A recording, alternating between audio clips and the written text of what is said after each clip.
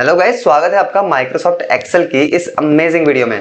Guys आज की video आपके लिए बहुत ही ज़्यादा इंपॉर्टेंट होने वाली है, क्योंकि आज की इस वीडियो में हम सीखने वाले हैं कि कैसे बड़ी आसानी से एक्सेल में हम लोग किसी कंपनी, शॉप या शोरूम का स्टॉक डेटा मैनेज कर सकते हैं। इस वीडियो के थ्रू आप स्टॉक मैनेजमेंट करना आराम से सीख जाएंगे।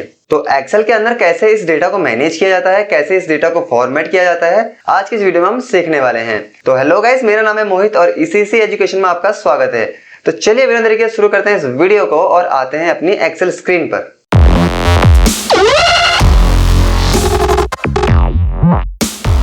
तो जैसे आप देख सकते हैं, मेरे पास ऑलरेडी स्क्रीन पर एक डेटा बना हुआ है जिसमें किसी गारमेंट शॉप का डेटा है अक्टूबर मंथ का। इस स्टॉक मैनेजमेंट में हम देखते हैं, यहाँ पे लिखा हुआ है कि कौन कौन से प्रोडक्ट्स हैं, वो हमने कितनी क्वांटिटीज परचेज की है, कितने कितने रेट के परचेज किया और टोटल हम लोगों ने वो कितने का परचेज किया, फिर यहाँ पे कितना सेल किया, कितना क्लोजिंग स्टॉक रहा और लास्ट में हमें कितना प्रॉफिट और लॉस रहा हुआ है। तो इस तरह का डेटा आप कैसे क्रिएट कर सकते हैं और कैसे अपने प्रोडक्ट्स को मेंटेन कर सकते हैं, उसके लिए हम लोग एक नई शीट इसमें क्रिएट करते हैं। तो जस्ट हम इसी के राइट में एक नई शीट ले लेते हैं, यहाँ पे हम क्लिक करते हैं। अब इस शीट पे हम लोग अपने डेटा को क्रिएट कर लेते हैं। तो उसके लिए हम लोग होम टैब में जाते हैं और इस एरिया को सिलेक्ट करते हैं। पहले लाइन को सिलेक्ट करने के बाद हम यहाँ पे इसको कर देते हैं मर्ज करने के बाद हम यहाँ पे लिखते हैं नाम, जो भी हम लोगों को शॉप का नाम रखना है वो हम यहाँ पे लिख लेते हैं। तो मैं अभी पीजी गारमेंट्स का ही बना लेता हूँ, पीजी पृथ्वी गारमेंट्स का। तो मैंने इसमें लाया यहाँ पे पीजी पृथ्वी गारमेंट्स।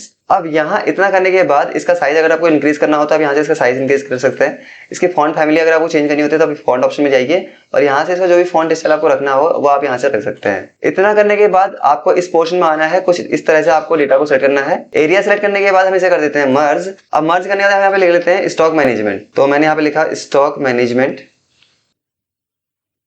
मैनेजमेंट अक्टूबर 2023। अब इतना करने के बाद यहाँ पे हम इसको थोड़ा साइज में इंक्रीज कर लेते हैं इस तरह से। इसको अगर हम बोल्ड करना चाहें तो वो कर सकते हैं, और अगर हम इसकी फॉन्ट फैमिली चेंज करना चाहें तो यहाँ से हम वो फॉन्ट फैमिली भी इसकी चेंज कर सकते हैं। तो मुझे इसमें कौन सी फॉर्मेट रखना है, तो मैं इसे रख लेता हूँ कॉपर ब्लैक के अंदर। तो कुछ इस तरह दिख जाएगा ये। अगर मुझे इसको थोड़ा सा अप साइड में रखना है तो मैं इस तरह से सेंटर कर सकता हूँ, और बड़ा करना हो तो इस तरह से हम इसको और बड़ा कर सकते हैं। अब इसके बैकग्राउंड का कलर आपको चेंज करना हो तो आप यहाँ पे जाइए और जिस तरह का आपको बैकग्राउंड का कलर चाहिए आप यहाँ पे ले सकते हैं। अगर आपको कलर यहाँ पे मिलता है तो ठीक है, नहीं तो आप मोर कलर्स में जाके भी अपना कलर चूज कर सकते हैं। अब इस स्टॉक मैनेजमेंट के अंदर भी हमें कोई कलर करना होता है तो हम यहाँ से कलर चूज कर लेते हैं। टेक्स्ट का कलर हम यहाँ से चेंज कर लेते हैं, इसका भी टेक्स्ट का कलर मैं चेंज कर लेता हूँ। तो मुझे इसका रखना है येलो कलर में। तो कुछ इस तरह से ये बन जाएगा। अब यहाँ पे जो हमें लिखना है वो लिखना है serial number, product name, purchase data, sales data, closing stock, profit loss. तो हम यहाँ पे क्या करते हैं, यहाँ पे हम लिखते हैं सीरियल नंबर। तो मैंने यहाँ पे लिखा सीरियल नंबर, फिर यहाँ पे लिखा मैंने प्रोडक्ट, यहाँ मैंने लिखा परचेज। अब परचेज के अंदर हम लोग यहाँ पे लिखेंगे क्वांटिटी, और यहाँ पे हम लोग लिखेंगे रेट, और यहाँ पे लिखेंगे हम लोग टोटल। सेम हम लोग यहाँ पे आएंगे, अब यहाँ पे लिख लेंगे हम लोग सेल्स के अंदर भी हम लोग यहाँ पे इन चीजों को कॉपी कर लेते हैं। तो सिलेक्ट करते हैं कंट्रोल सी और यहाँ पे इसको कर देते हैं कंट्रोल बी, पेस्ट कर देते हैं। अब यहाँ पे आती है बारी क्लोजिंग स्टॉक की। तो यहाँ पे लिखते हैं क्लोजिंग स्टॉक, लास्ट में हम लोग लिखते हैं प्रॉफिट एंड लॉस। इसके बाद इसको भी मैनेज कर लेते हैं। तो मैं इसको सिलेक्ट करता हूँ और इसको यहाँ से मर्ज कर लेता हूँ। सेम एज मैं इसको भी सिलेक्ट करता हूँ और यहाँ से इसको मर्ज कर देता हूँ। परचेस वाले इस डेटा को सिलेक्ट करके हम इसको मर्ज कर देंगे, सेल्स वाले डेटा को सिलेक्ट करके हम मर्ज कर देते हैं, क्लोजिंग स्टॉक को सिलेक्ट करके भी हम यहाँ से मर्ज कर देते हैं। सेम हम लोग प्रॉफिट लॉस में भी क्लिक करते हैं और यहाँ से इसको मर्ज कर देंगे। अब इतना करने के बाद हमें यहाँ पे क्या करना है, हमें इस पोर्शन को सिलेक्ट करना है जहां तक हमें इसे डेटा क्रिएट करना है, और यहाँ पे हम लोगों को लगा देने हैं बॉर्डर्स। तो यहाँ से आप ऑल बॉर्डर्स इस पे अप्लाई कर दीजिए। कुछ इस तरह से आपको ये देखने को मिलेगा। अब यहाँ पे आपको जो भी फॉर्मेटिंग इन हेडिंग्स पे अप्लाई करनी हो वो आप कर सकते हैं। जैसे कि मुझे इसको रखना है सेंटर में, तो मैं इसको ऊपर रख लेता हूँ। मुझे इस प्रोडक्ट को भी सेंटर में रखना है ऊपर, और मुझे इस प्रॉफिट लॉस को भी सेंटर में रखना है ऊपर। इतना करने के बाद आपको यहाँ पे कलर फॉर्मेट कौन सा चाहिए, तो आप यहाँ पे जाइएगा।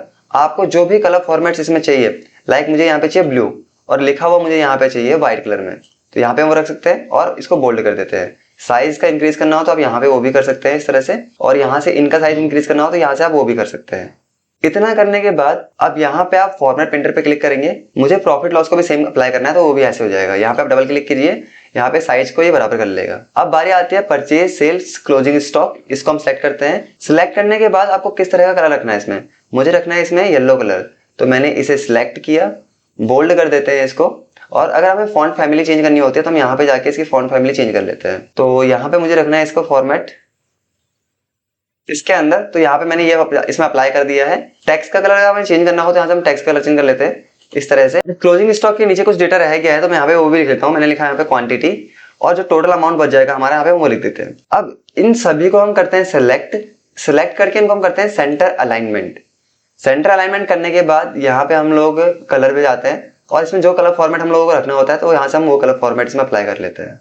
तो इस तरह से मुझे कलर फॉर्मेट इसमें ये रखना है, तो यहाँ से हम लोग वो इसमें अप्लाई कर देंगे।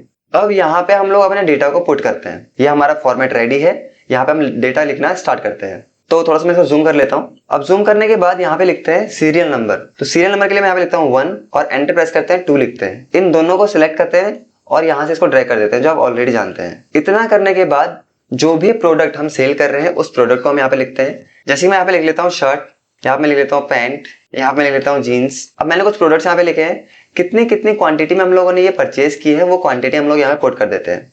तो शर्ट मैंने खरीदी है 300 और एक का जो प्राइस था मेरे पास वो मुझे पड़ा था 200 का, तो मैंने यहाँ पे लिख दिया वो। और यहाँ पे हमें टोटल निकालना है, तो इसके लिए हम लोग यहाँ पे करेंगे इज इक्वल टू, ये वैल्यू सेलेक्ट करेंगे और इसको मल्टीप्लाई कर देंगे हम लोग इसके साथ। एंटर प्रेस करते हैं तो यहाँ पे निकल जाएगा कि 60,000 रुपए का हमें टोटल ये शर्ट पड़ी है 300।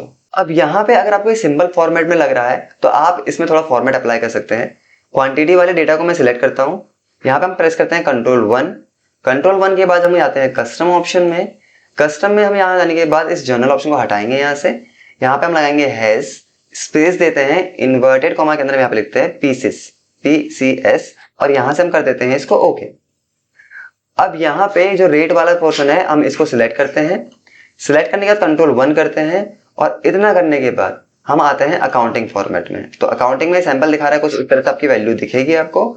यहाँ पे आप कर दीजिए इसको ओके। तो अभी जैसे हमने इसको ओके किया तो ये हैज वैल्यू में शो हो गया है, क्योंकि यहाँ पे जो साइज है इसका वो मेंटेन नहीं हो पा रहा है। तो आप यहाँ पे डबल क्लिक कीजिए, अपने साइज को मेंटेन कर लेगा। इतना करने के बाद यही फॉर्मेट मुझे टोटल में भी चाहिए, तो हम फॉर्मेट पेंटर पे जाते हैं और इस एरिया को फॉर्मेट दे देते हैं इस तरह से। अब यहाँ पे भी हैज वैल्यू आ गई है, आपको डबल क्लिक करना है, ये ऑटोमेटिक फॉर्मेट को कॉपी कर लेगा। तो जहां पर भी आपको ये फॉर्मेट्स कॉपी करने होते हैं आप उस एरिया को सिलेक्ट कीजिए, फॉर्मेट पेंटर पे जाइए। मुझे यहाँ पर भी सेम फॉर्मेट चाहिए तो यहाँ पर भी वही अप्लाई कर देता हूँ और इन दोनों का फॉर्मेट जो है हम कॉपी करते हैं यहाँ से, मतलब फॉर्मेट पेंटर से, और यहाँ पर वही अप्लाई कर देते हैं। और लास्ट प्रॉफिट लॉस में आने के बाद हम यहाँ पे इस फॉर्मेट को क्या करेंगे कॉपी और इस फॉर्मेट को यहाँ पेस्ट कर देते हैं। अब यहाँ पे सेम हम इसकी वैल्यू पुट कर देंगे, सेम हम इसकी वैल्यू पुट कर देते हैं। अब मान लीजिए जैसे हमने 300 पीसेस खरीदे, जहाँ पे हमें एक का प्राइस पड़ा 200, टोटल हमने 60,000 का खरीदा। अगर हमने यही प्रोडक्ट्स बेचे हैं तो कितनी क्वांटिटी में हमने बेचे, मान लीजिए हमने यहाँ पे 170 पीसेस जो है इसके बेचे। तो जैसे हम लोग यहाँ पे दूसरी सेल पे जाएंगे तो यहाँ PCS यानी कि पीसेस ऑलरेडी लिखा आ जाएगा, क्योंकि मैंने इसमें फॉर्मेट लगाया था। सेम अगर मैं रेट की बात करूँ, 200 की मैंने एक शर्ट खरीदी है, मैंने 450 की एक शर्ट बेची। तो यहाँ पे मैं टोटल में आता हूँ, यहाँ पे इसने साइज को थोड़ा छोटा कर लिया है, यहाँ से हम इसको डबल क्लिक करते हैं तो साइज को ऑटोमेटिक मेंटेन कर लेगा।